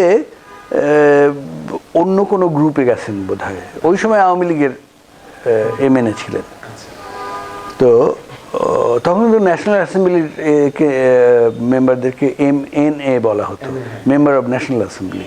তো ওই না, ওই মঞ্জুর পুরো নামটা এই মুহূর্তে আমার মনে পড়ছে না। পরে মাছের ব্যবসা ট্যাবসা নিয়ে ইন্টারন্যাশনাল করে অনেক বড় বড় ধনী টনী হয়েছেন, বড় ব্যবসায়ী হয়েছে, এবং এই পার্টি ছেড়ে কোনো এক ইয়ের সঙ্গে, স্বৈর শাসকের সঙ্গে যুক্ত হয়েছিল। তো যাই হোক, তার একটা লঞ্চ ওখানে ছিল, উনি ওখানে ছিলেন না। তো লঞ্চে ধারণ ক্ষমতা চেয়ে তিন গুণ ছেলে ওখানে গিয়ে হাজির হয়েছে, কারণ ওইখানে আসবে আমাদেরকে রিক্রুট করতে, যারা আসবে তারা। তা ইতিমধ্যে আমার হয়েছে কি, এই খাওয়ার অনিয়মের জন্য পানি খারাপ ছিল, আমার রক্তামাশ হয়েছিল। তো যখন হাসনাবাদে যেদিন আসলো আমাদের নিয়ে যেতে, আমি তো নিশ্চিত যে আমি কমিশন পেয়ে যাচ্ছি। আমি যেহেতু সেই বছর আমার BA পরীক্ষা দেওয়ার কথা, ইন্টারমিডিয়েট পার যারা তাদেরকেই অফিসার করে হিসেবে রিক্রুট করতো। আমি খুব খুশি, কিন্তু কি করে যেন তারা জেনে গেছে যে আমার এরকম প্রবলেম হয়েছে, আমার ইমিডিয়েট ট্রিটমেন্ট দরকার, এবং ওই পায়ে ওই রকম সে তো যখন তারা দেখেছে আমি একটু খোঁড়াতে গেছি, কী ব্যাপার, আমি বললাম যে এরকম যুদ্ধ করতে গিয়ে এরকম আমার হয়েছে।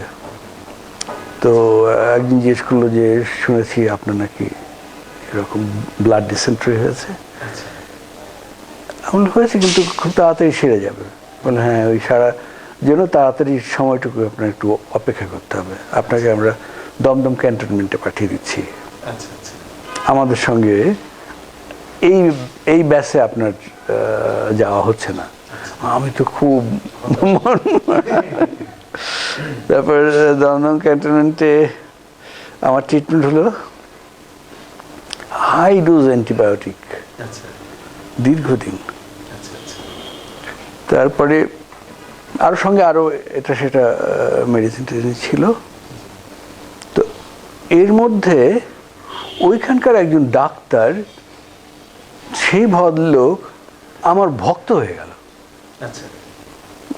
সে দেখে যে জয় বাংলার ছেলে, কিন্তু কথা দেখি বলে কলকাতা ছেলেদের চাইতে অনেক অ্যাডভান্স কথাবার্তা বলে।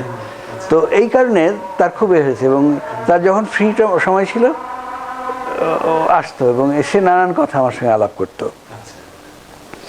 আমাকে বলে কি, আপনি যে কাজটি করতে যাবেন এই কাজ করার লোক বহু আছে, আসতে দল বেঁধে রাইফেল চালানো, কিন্তু আপনি তো মোটিভেশনের কাজ করতে পারেন। যুদ্ধ কি খুব শিগগির শেষ হবে বলে মনে করেন? আমি বললাম না, ভিয়েতনাম 26 বছর যুদ্ধ করেছে, আমাদের কত বছর লাগবে আমি জানি না। তো তাহলে এতদিন আপনার ক্যাম্পের ছেলে মেয়েগুলো কি নিরক্ষর থেকে যাবে? ওদের মোটিভেশন দরকার নেই, ওরা তো হতাশ। কারো মা নাই, বাবা নাই, ভাই নাই, বোন নাই, কারো বাবা মা ভাই বোন কিছুই নেই, চলে এসছে। তার তো মোটিভেশন দরকার। সে বড় হয়ে সে তো আবার আপনাদের রাইফেল তাদের হাতে দিয়ে যেতে হবে আপনাদের। আমি দেখলাম কথাটা খুব যৌক্তিক। বলে যে আমার একটা সোর্স আছে কলকাতার কথা, বালিগঞ্জে সুইনো স্ট্রিট নামে বোধহয় একটা স্ট্রিট আছে, সেইখানে তার পরিচিত একজন, তার ওখানে আমাকে পাঠিয়ে দিলেন চিঠি দিয়ে। গেলাম, ওমা সেইখানে গিয়ে দেখি এক ভদ্রলোক আমেরিকান, যিনি আমাদের ওই রামমোহন পাঠাগারে এতেও গিয়েছিলেন, পাঠাগার ভিজিট করতে গিয়েছিলেন। উনি একজন হিস্ট্রিয়ান এবং উনি মুক্তিযুদ্ধের খুবই পক্ষের লোক। এখানে ওই যে স্কুল গড়ে দেওয়ার কাজটা কিন্তু তারই কাজ ছিল। তারপরে ওনাকে দেখি, তো উনি দেখে আমাকে চিনতে পারেন নাই, আমি দেখে ওনাকে চিনেছি।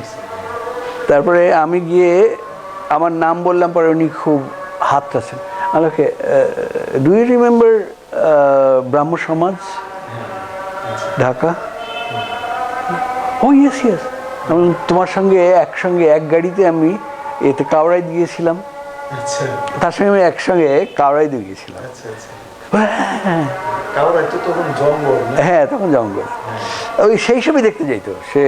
তার এ ছিল ওই পুরাতত্ত্ব, প্রাচীন বিষয় আশয়গুলোকে খুঁজে বার করা। হ্যাঁ, ওই সেই জন্যই রামমোহন পাঠাগার তার খুব প্রিয় ছিল। হ্যাঁ, রোজ যেত, আচ্ছা আচ্ছা। নানান বইটি ঘেটে ঘেটে কী কী বার করতো, নোট করতো। তারপরে সে বলে যে সে নিয়ে ওইখানে আমাকে হাজির করলো। বোধহয় কামরুজ্জামান ছিলেন তখন এই এডুকেশনের দায়িত্বে। কামরুজ্জামান সাহেব বলেন যে he is my friend, old friend, he is friend from Dhaka. আচ্ছা আচ্ছা। তারপরে কামরুজ্জামান সাহেব জিজ্ঞেস করলেন যে হোয়াট ক্যান আই ডু? বললে okay, you can take him as a teacher in campus. তারপরে আমি রাজি হয়ে চলে গেলাম। আমাকে পাঠিয়ে দিল অনেক দূরের ক্যাম্পে, বাহাদুরপুর ক্যাম্পে। লালগোলা লাইনের গাড়িতে করে আমাকে যেতে হতো।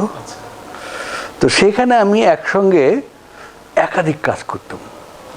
আমার যেমন একটা ছিল ওদেরকে ওই অক্ষর জ্ঞান, তারপরে একটু অ্যাডভান্স, তারপরে এইভাবে করে মানে আমরা ক্লাস করলাম 10টা।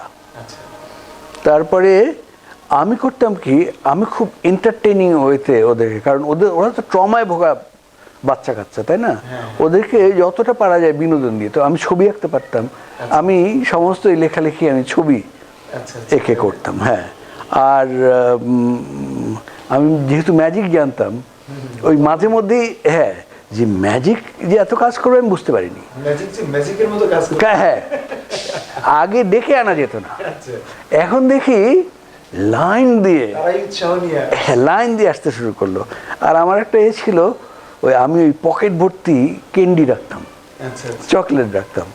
তো ওই যারাই একটু আগ্রহ বেশি দেখাতো সেই বাচ্চাগুলোকে, মানে সবাইকে দিতাম না, সবাইকে দেওয়ার মতো সামর্থ্য আমার ছিল না। ওই তাদেরকে আমি ইনসেন্টিভ দিতাম, যার ফলে তাদের আগ্রহ বাড়তো, অন্যদের আগ্রহ বাড়তো যে তারা কবে ক্যান্ডি। হ্যাঁ হ্যাঁ, ওই না ওইটা না না না ওই ইয়ে সেলোফিনে মোড়ানো, হ্যাঁ ছোট ছোট। তো ওইগুলো পকেটে রাখা সহজ ছিল। চকলেট, যাই হোক, হ্যাঁ ওই চকলেট ক্যান্ডিগুলো 2 পকেট ভরে রাখতাম আর ওদেরকে দিতাম। দিতেও খুব ভালো লাগতো। আরে সেই মুখগুলো এত মলিন, চামড়া টামড়া শুকিয়ে কুচকে কী অবস্থা। তো এই কাজগুলো আমি ওইখানে বসে করতাম আর খোঁজ রাখতাম কোথায় কি হচ্ছে। আমরা কিন্তু টের পেয়েছি ওইখানে বসেই যে দেয়ার আর সাম ফিউ এলিমেন্টস। ঠিক মোশতাকের নাম তখন শুনিনি, কিন্তু শুনেছি যে আমাদের মধ্যেই কিছু লোক আছে যারা পাকিস্তানের সঙ্গে যোগাযোগ করতে চাচ্ছে এবং কেউ কেউ ধরাও পড়েছে। এখন এরা কারা এত তখনও বিস্তারিত জানা যায় না। পরে আমি জেনেছি যে মোশতাক এই কাজ করেছে, মোশতাকের নেতৃত্বে সেই কাজটা হয়েছিল। হ্যাঁ, মোশতাক কিন্তু পাকিস্তানের সঙ্গে যোগাযোগ করে ফেলেছিল তখনই। তো যাই হোক, এই জন্য তো মোশতাকের বিদেশ ভ্রমণ তাজউদ্দিন খুব শক্ত হাতে। হ্যাঁ হ্যাঁ, তাজউদ্দিন যে কি করেছেন এটা বঙ্গবন্ধু বোধহয় বুঝতে পারেননি, যার ফলে তাজউদ্দিনকে দূরে সরানো হলো এবং মোশতাককে কাছে নেওয়া হলো। এই ভুলের মাসুল আমরা এখনো দিয়ে যাচ্ছি। তো যাই হোক, শেষ পর্যন্ত আস্তে আস্তে ইন্ডিয়া যে আমাদের স্বীকৃতি দিল, সাহায্য করা শুরু করলো। হ্যাঁ, ইন্ডিয়াতে সাহায্য, আমাদের তো আমরা তো ইন্ডিয়াতে বসেই আমাদের ওদের ক্যাম্পেই ওদের সব কিছু খাদ্য, ওষুধ, তারপরে আমাকে এই মাসিক 100 টাকা দেওয়া হতো। সেই সময় 100 টাকা আমাদের কাছে লাখ টাকার মতো মনে হচ্ছে। 100 টাকা, ওরে বাপ রে বাপ। তো একটা একটা 2 আনা দামের একটা রুটি দিয়ে সারাদিন চলতাম। আচ্ছা আচ্ছা। একটা 2 আনা দামের পাউরুটি, এই ছিল আমাদের সারাদিনের খাদ্য। তো সেই সময় 100 টাকা অনেক। আমি আধা আধি নিজের বাচ্চার জন্য রাখতাম, আর আধা আধি ওই বাচ্চাদের পেছনে খরচ করতাম। ওরা তো খুবই দুঃখী, মানে। তো যাই হোক, এক পর্যায়ে হলো, তারপরে এই যে গড়ের মাটি তো ওই ইন্দিরা গান্ধী বক্তৃতা দিতে এসেছিলেন। ওই যেদিন ইন্ডিয়াকে আক্রমণ করলো পাকিস্তান পশ্চিম রণাঙ্গনে, হ্যাঁ, তখন কিন্তু ইন্দিরা গান্ধীর বক্তৃতা দিচ্ছেন। একজন বড় অফিসার ওনার বক্তৃতার মধ্যে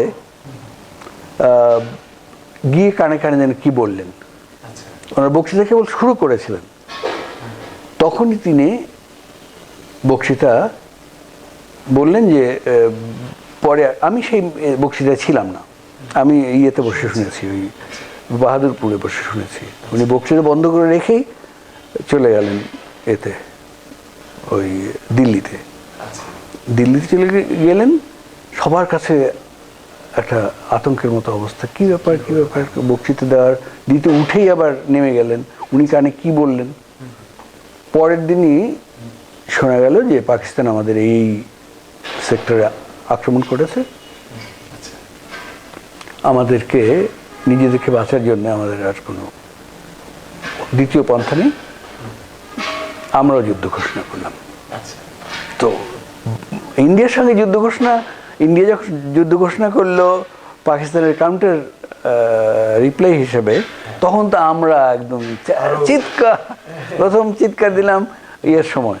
তখন ছিলেন একা, এখন হ্যাঁ, প্রথম চিৎকার দিয়েছি ইন্ডিয়া যখন আমাদেরকে এই দিল, প্রশ্ন দিল নেপাল, তারপরে ইন্ডিয়া, তারপরে নেপাল না ভুটান, যাক ভুটান নেপাল এইরকম একটা ছোট দেশ, হ্যাঁ ছোট একটা দেশ দিল, তারপরে ইন্ডিয়া। আর এক একটা ইন্ডিয়া যেদিন স্বীকৃতি দিল সেদিন তো বুঝলাম যে এইবার আমাদের আর পচে মরার কারণে, কারণ ইন্ডিয়া স্বীকৃতি দিয়েছে, তার মানে ইন্ডিয়ার দায় হয়ে গেছে, দায়িত্ব পড়ে গেছে। তারপরে যখন ইন্ডিয়া ঘোষণা করলো যুদ্ধ, তখন বুঝলাম যে এইবার আর আমাদের কোনো হ্যাঁ, এটা একেবারে এখন, হ্যাঁ এখন সময়ের ব্যাপার, এখন শুধু সময়ের ব্যাপার। আগে থেকেই শুনছিলাম যে ওই ওরা যশোর ছেড়ে গেছে, তখন অলরেডি যশোর ছেড়ে গেছে ইন্ডিয়া যখন যুদ্ধ ঘোষণা দিয়েছে। ওরা যখন পিছু হটতে শুরু করেছে, আমাদের তখন এগুলো তো হ্যাঁ মানে ধোঁয়া দেখে আগুন বোঝা যায় সেরকম। ওই যশোর ছেড়ে গেছে, তার মানে তো ওরা পালাচ্ছে, হ্যাঁ ওরা অ্যাকসেপ্ট, হ্যাঁ ওদের পরাজয় ওরা অ্যাকসেপ্ট করে নিয়েছে। কারণ যশোর তো ওদের সবচেয়ে ইম্পর্টেন্ট ঘাঁটি, কারণ ইন্ডিয়ার সঙ্গে সরাসরি যুদ্ধ যদি করতে হয় পূর্ব রণাঙ্গনে, যশোর তাদের লাগবেই লাগবে। সেই যশোর ছেড়ে দেওয়া মানে হচ্ছে ওরা মেনে নিয়েছে যে তারা পারছে না, আর আমাদের তেজ ততবার। যাই হোক, শেষ পর্যন্ত যেদিন এই হলো সারেন্ডার করলো, আমরা তো লাভ হলো, সেই আনন্দের কান্না করে দিয়েছি। এত আনন্দ জীবনে কখনো পাইনি। আমার মনে হয় যে বাঙালির 1000 বছর ইতিহাসের মধ্যে সবচেয়ে শ্রেষ্ঠ ঘটনা ছিল ওই 16ই ডিসেম্বরের স্বাধীন মানে বিজয় দিবস। তো তারপরে তো এবার একটু বলি, সেটা হলো যে আপনি অনেক গুরুত্বপূর্ণ এবং মানে আমাদের জন্য, আমি জানি না এগুলো আপনি আগে কখনো বলেছেন কিনা, না এত ডিটেলে বলা হয়নি, আপনি বলেননি আর কি। তো ফলে আমরা দেখতে হবে তো রাজু আলাউদ্দিনের সঙ্গে কথা বলতে। তো আমি একটা জিনিস জানতে চাইবো, সেটা হলো যে আপনি বাংলাদেশের জন্ম প্রক্রিয়ার সঙ্গে আপনি জড়িত। এই জন্মের পরে 40 বছর কেটে গেছে বাংলাদেশ, আরো বেশি। তো আমরা এই যে স্বাধীনতার চেতনা, আমি বলবো বিএনপি জন্ম নিয়েছে একটি পার্টি বাংলাদেশের জন্মের পরে, তারপরে আপনার নাম কি এরশাদ সাহেবের যে পার্টি, জাতীয় পার্টি। জাতীয় পার্টি। তো এই দলগুলো কিভাবে, আপনি কি মনে করেন যে এরা সবাই সাফল্যের সঙ্গে এই স্বাধীনতার চেতনাকে এরা বহন করতে পারছে এবং ছড়িয়ে দিতে পারছে? আমি রাজনৈতিক কথা বুঝলেও বলবো না। আমি রাজনীতি সচেতন, কিন্তু রাজনীতিক না। আচ্ছা, রাজনীতি সচেতন না হলে শিল্পোত্তীর্ণ শিল্প সাহিত্য রচনা করা সম্ভব না। চায়ে কি দুধ চিনি দিব হ্যাঁ দিতে পারেন। নাকি কফি দিব? চা খান। চা, দুধ চিনি।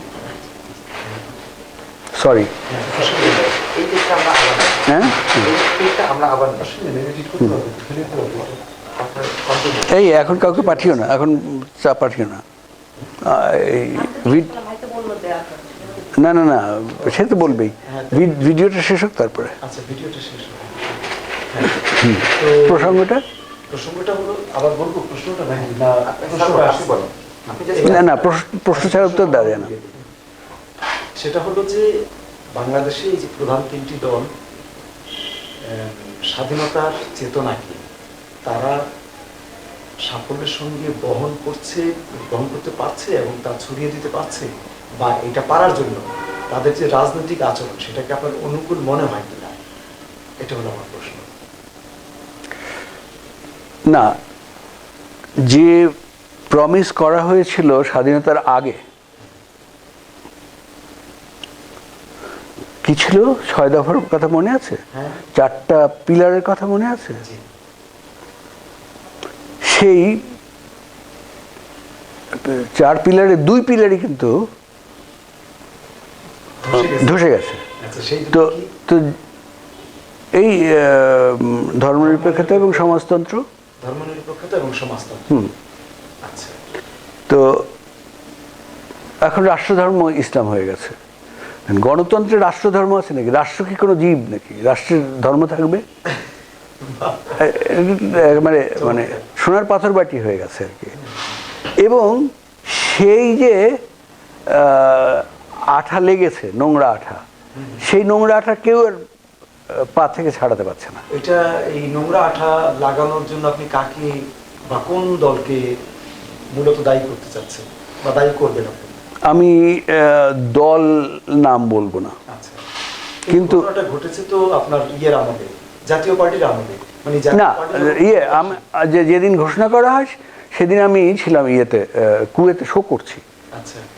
আমাদের শো ওখানে খুব ওয়েল অ্যাক্লেমড হয়েছিল। তো আমাকে আল কাবাস পত্রিকা হোটেল মেরিডিয়ানে আমার ইন্টারভিউ নিতে এসছে। আচ্ছা। 2জন ক্যামেরাম্যান আর একজন জার্নালিস্ট উইথ ক্যাসেট প্লেয়ার। আচ্ছা। তো ওইখানে বসে আমাকে বললো যে তোমাদের তো রাষ্ট্রধর্ম ইসলাম হয়ে গেছে, it's no more a secular country. আচ্ছা।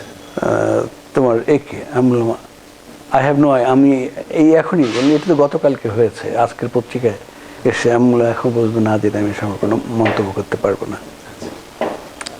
তো সে বললো যে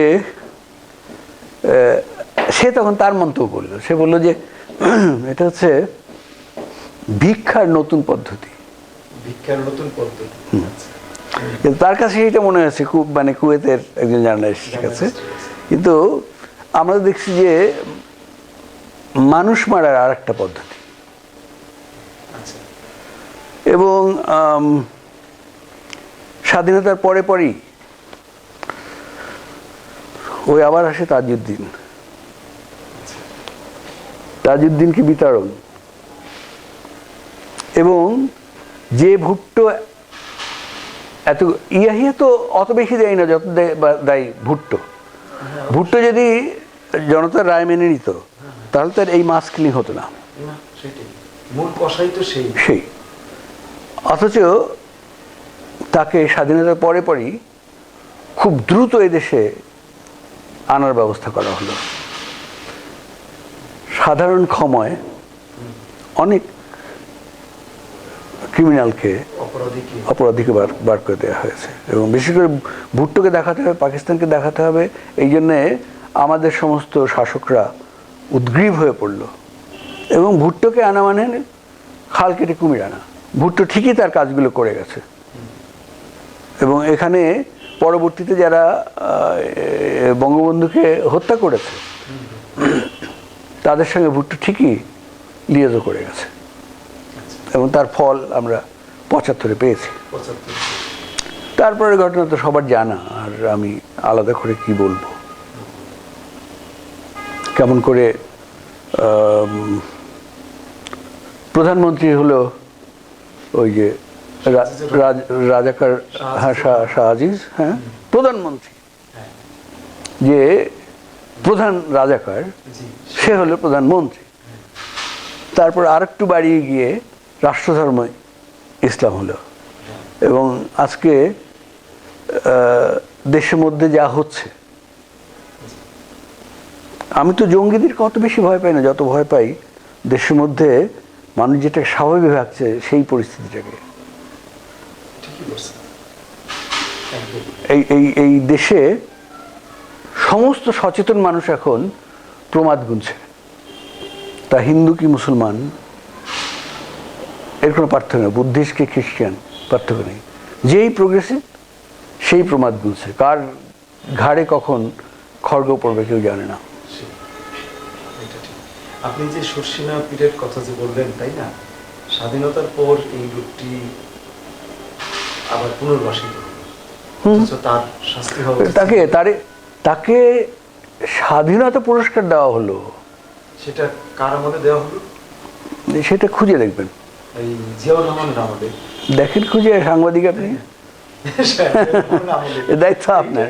তো এইটা একটা অদ্ভুত ব্যাপার না, যে জিয়াউর রহমান উনি একজন মুক্তিযোদ্ধা ছিলেন, তাই না, সেই মুক্তিযোদ্ধা হয়ে উনি এই স্বাধীনতা বিরোধী একটি লোককে কিভাবে পুরস্কৃত করে, কিভাবে সামাজিকভাবে স্বীকৃতি দেয়, এইটা আমার কাছে একটা কোনোভাবেই আমি ই করতে পারি না। মানুষের লোভ নানান রকম থাকে, যেমন এখন অর্থের লোভে মানুষ মরিয়া, হ্যাঁ, আবার কেউ কেউ সুনামের লোভে মরিয়া, কেউ পাওয়ারের লোভে মরিয়া। এখন পাওয়ারের লোভ যাকে পেয়ে বসে, হ্যাঁ, সে তো আওরঙ্গজেবের মতো নিজের ভাই, বাবাকে নির্বাসন করে হ্যাঁ, দারাশিকোকে শিরচ্ছেদ করে, এবং তাকে শিরচ্ছেদ করার আগে তাকে শেকল দিয়ে বেঁধে দিল্লির রাজপথে পথে তাকে ঘুরিয়েছে। আওরঙ্গজেব দেখে বলে, আরে কি, আমি কোথায় সম্রাট, এদিকে দারাশিকোকে এরা স্যালুট করে, সবাই কান্নাকাটি, দিল্লির রাস্তায় রাস্তায় কান্নাকাটি পড়ে গেল দারাশিকোকে যখন মারতে নিয়ে যাচ্ছে। তারপরে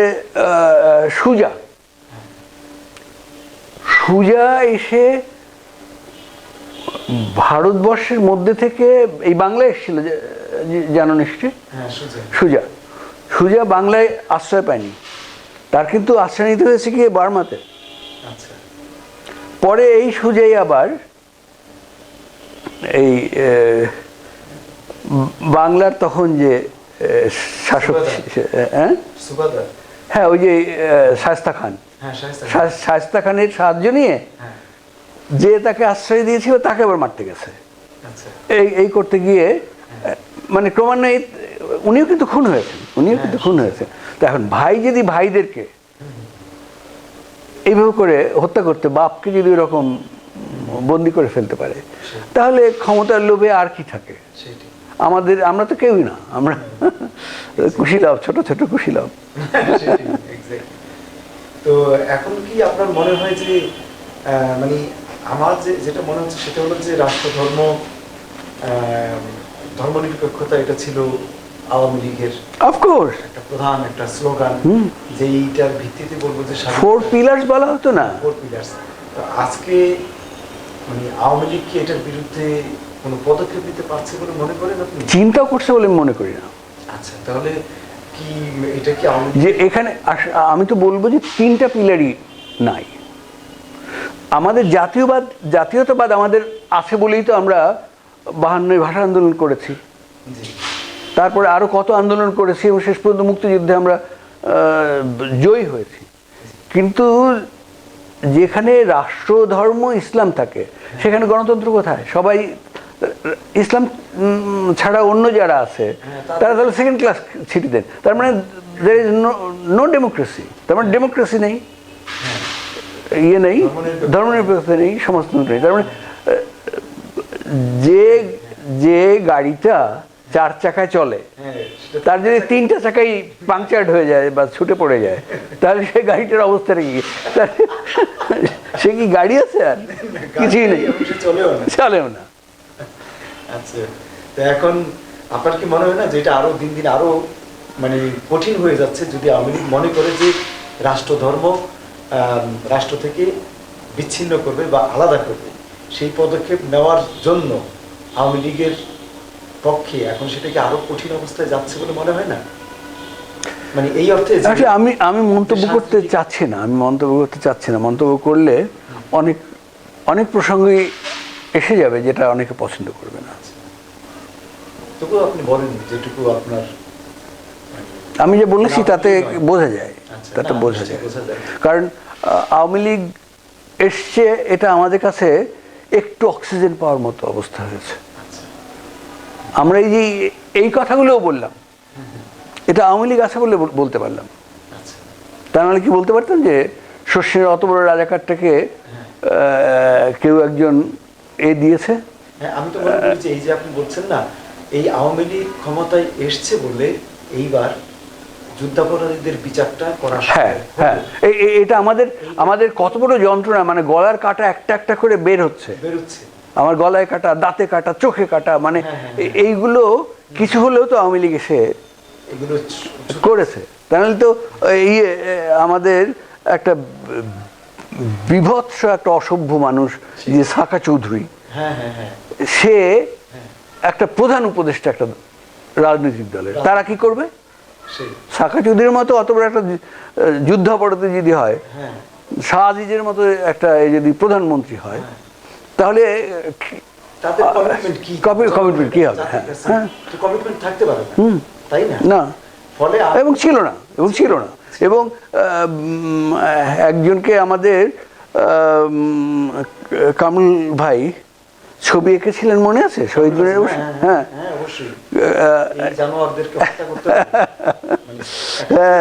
দেশ আজকে তুমি বলছো, আমার বলার দরকার নাই। তো এখন এইভাবে তো হয়েছে, অথচ সেই মানুষগুলো কিন্তু কোনো না কোনো ভাবে বিভিন্ন সময় এখনো টিকে আছে। এখন আপনি কি মানে এই আওয়ামী লীগ এই সরকারের আমলে কি আশা করেন যে তারা রাষ্ট্র ধর্ম বাদ দিতে পারবে, বা আপনি আশা করেন? আমি আশা করি সবসময়। আচ্ছা, আশা ছেড়ে দিলে তো আমার আর কিছু থাকে না, অর্থাৎ আমি আশা করি সবসময়, কিন্তু লক্ষণ তার আমি দেখছি না। আমি অবশ্যই যুদ্ধাপরাধীদের বিচার করে যে তাদের শাস্তি কার্যকর করেছে, এটাকে আমি বারবার স্যালুট করি, কিন্তু সেই 4টা পিলার, যে 4টা পিলারে বাংলাদেশ দাঁড়িয়েছিল, তার 3টা পিলারই আজকে নেই। এটা মানে লক্ষণ দেখে বলা যায় না এখনো পর্যন্ত ইতিবাচক কিছু তো না, কিছু তো বটে, একদম না তা নয়। ওই যে বললাম যে আওয়ামী লীগ না থাকলে তো এই কথাগুলো আজকে এই ক্যামেরার সামনে বলতে পারতাম না। আপনি যেটা বললেন সেটা হলো যে যেহেতু যুদ্ধাপরাধীদের বিচার কার্যটা সম্পন্ন করতে পারছে, সেক্ষেত্রে আমার মনে হয় কিছুটা আশা আছে, ভাই, তাই না? হ্যাঁ, আমরা আশা ছাড়বো না আমরা, কারণ এটা তো আর কোনো দল তো করেনি, আর কোনো সরকার তো করেনি, তাই না? ফলে দেখুন 40 বছর 40 বছরের বেশি হয়ে গেছে, তাই না? এরপরে করছে, তা আমরা আশা করি যে 45 বছর আজকে 16 না 2016 ডিসেম্বর, 45 বছর পূর্ণ হয়ে গেছে, 45 বছর হয়ে গেছে। ফলে 45 বছর পরে যে এই যে করতে পারছে কাজটা, এই জন্য আপনি যেটা বললেন যে স্যালুট, হ্যাঁ অবশ্যই স্যালুট জানাই। তো আশা করব যে প্রধানমন্ত্রী শেখ হাসিনা অথবা আওয়ামী সরকার প্রধান তারা মানুষের বৃহত্তর এই আকাঙ্ক্ষা যেটা যেটা আপনি বললেন যে এই যে 3টি স্তম্ভ ফিরিয়ে দেওয়ার জন্য, অবশ্যই এটা এটা প্রমিস, এটা তাদের প্রতিজ্ঞা। এটা তাদের এইটার এইটার এইটার জন্যই আমরা যুদ্ধ করেছিলাম। হ্যাঁ, এটার জন্য যুদ্ধ করেছেন এবং আপনি সম্ভবত এই প্রতিজ্ঞাটি আবার স্মরণ করিয়ে দিতে চাচ্ছেন। অবশ্যই, কারণ আমরা এই বাংলাদেশের জন্য যুদ্ধ করি নাই। It's as simple as that. আপনি বলছিলেন যে বঙ্গবন্ধু শেখ মুজিবুর রহমানকে আপনি দেখেছিলেন 7ই মার্চের ওই ভাষণের দিন। হ্যাঁ আচ্ছা, আপনি প্রায় কাছাকাছি ছিলেন। হ্যাঁ, কিন্তু সেই সময় মানে ওই ইয়ের তুলনায় মানে মঞ্চের যতটা কাছে থাকা যায় ওই সময় এটা তুমি চিন্তা করতে পারবে না। তুমি ছিলে এই সময় না? আমি ছিলাম, কিন্তু আমি ছিলাম অনেক দূরে। হ্যাঁ, মানে আমি শুধু মানুষের কথা মনে আছে। হ্যাঁ, তাকে আমি না সেই সময় আমরা যে কাছে ছিলাম, সে কাছেও মেলা দূরে, মানে আমরা দেখেছি তার মুভমেন্ট গুলা দেখেছি, কিন্তু আমার এখন কি হবে আমি জানি না, কিন্তু সেই সময় আমার মনে হয়েছে যে আনুপাতিক হিসাব করে তো মানুষ, তো আনুপাতিকভাবে অধিকাংশ মানুষের চেয়ে আমরা কাছে ছিলাম। হ্যাঁ, লক্ষ লক্ষ লোক, আমার এইটুকু মনে আছে দৃশ্যগুলো, মানে হাঁটা যেত না এমন অবস্থা ছিল। না না না না না, ওই স্রোত যেদিকে ঠেলে নিয়ে যাচ্ছে ওর বাইরে এদিক ওদিক যাওয়ার কোনো উপায় ছিল না। তো ওই দিনের পরে, স্বাধীনতার পরে বঙ্গবন্ধুকে আপনার দেখার অভিজ্ঞতা কি হয়েছিল? বা একবার হয়েছিল। আচ্ছা, সেটা কখন, কোন সময়? এটা ওই 32 নম্বরই। আচ্ছা, এটা 73 মতো হবে। আচ্ছা, 73 সালে। 73, হ্যাঁ। আচ্ছা, ওনার বাড়িতে গিয়েছিলাম একটা ব্যাপারে কথা বলার জন্য। আচ্ছা, আমার সিনিয়র একজন শিক্ষকের সঙ্গে। আচ্ছা আচ্ছা আচ্ছা, ওনার সঙ্গে সরাসরি কথা হলো আপনার? উনি আমার সঙ্গে কথা বলেননি। আচ্ছা, উনি দেখলেন না?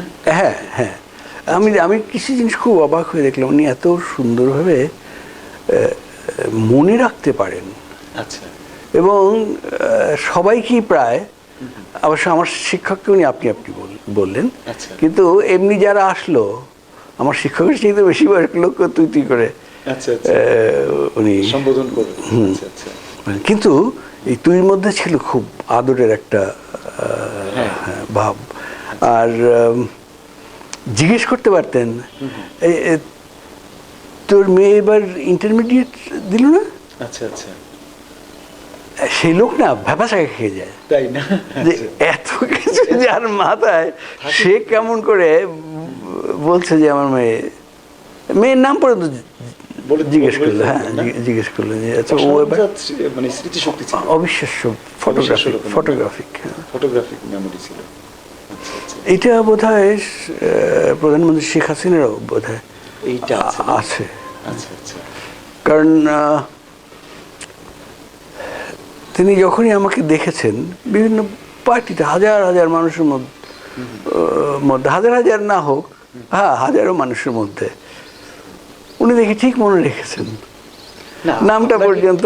না, আপনাকে কিন্তু মনে রাখাটা আবার আমি একটু নিরপেক্ষ জায়গা থেকে আমি বলতে চাই, সেটা হলো যে আপনাকে মনে রাখার জন্য তো আসলে আর স্মৃতিশক্তি দরকার হয় না, কারণ আপনার তো আলাদা একটা পরিচিতি তৈরি হয়ে গেছে।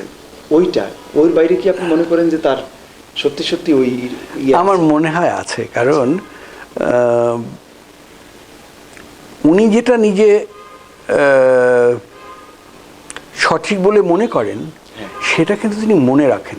আচ্ছা আচ্ছা, এবং আমার কিছু বন্ধু আছে যারা সেক্রেটারি লেভেলের, যাদেরকে যেতে হয় প্রধানমন্ত্রীর কাছে, আচ্ছা, তারা বলেন যে কোনো জিনিস চাপা দিয়ে তার কাছ থেকে আসা যায় না।